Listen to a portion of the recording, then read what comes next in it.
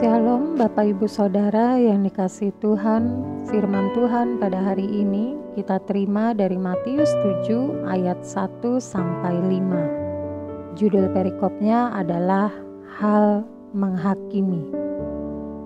Jangan kamu menghakimi supaya kamu tidak dihakimi.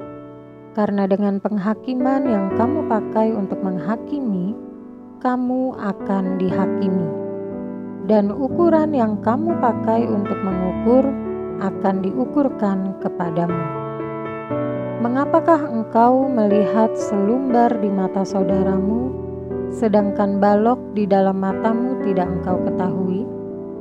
Bagaimanakah engkau dapat berkata kepada saudaramu, biarlah aku mengeluarkan selumbar itu dari matamu, padahal ada balok di dalam matamu?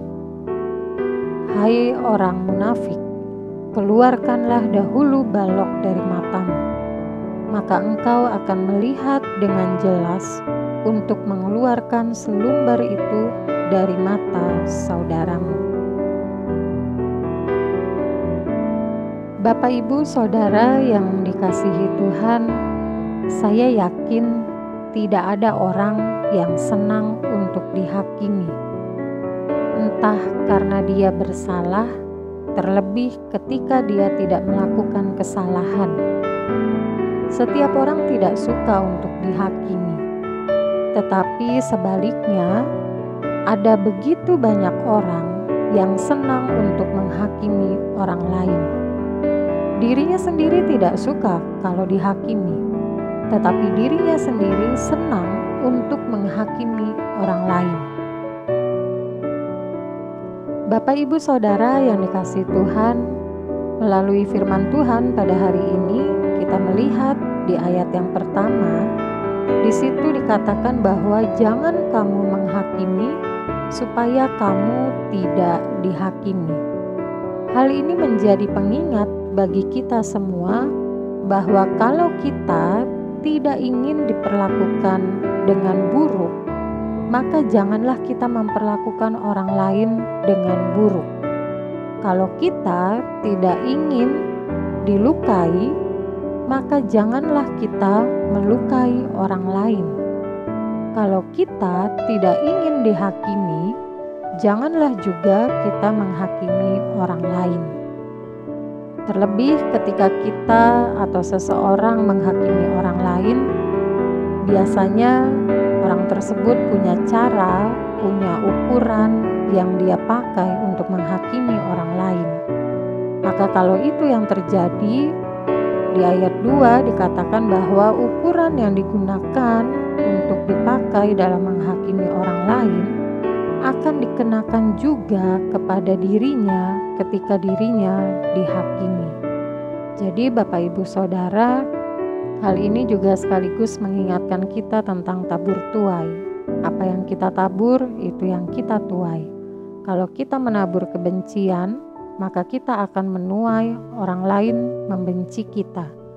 Kalau kita menabur kebaikan, maka kita akan menuai begitu banyak hal-hal baik yang diberikan orang lain kepada kita.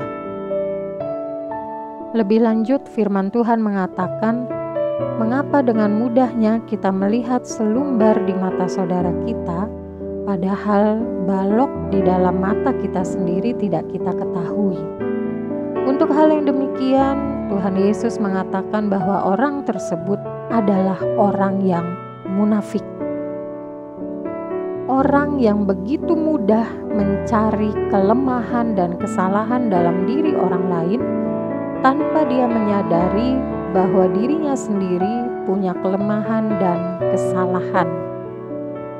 Mari Bapak Ibu Saudara yang dikasihi Tuhan, melalui firman Tuhan pada hari ini kita disadarkan siapakah diri kita.